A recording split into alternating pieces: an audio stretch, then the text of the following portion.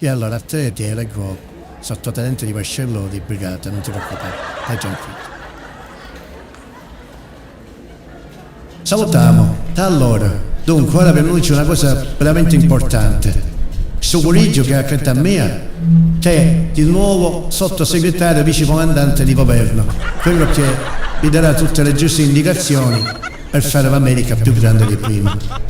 Io avevo tenuto nascosto perché era una sorpresa e ora a Pasqua ve lo sto dicendo a tutti, perché un curiglio è meglio che un pollo con un avuto male.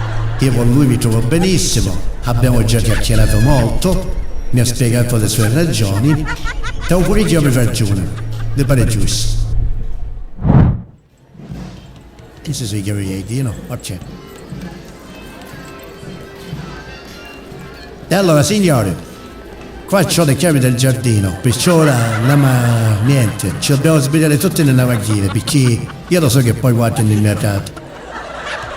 Incominciate a bere vino e poi cominciate a fare i pazzi in autostrada. Quindi, vi prego tutti di incominciare ad andare, ve la moneta. All'issiamo.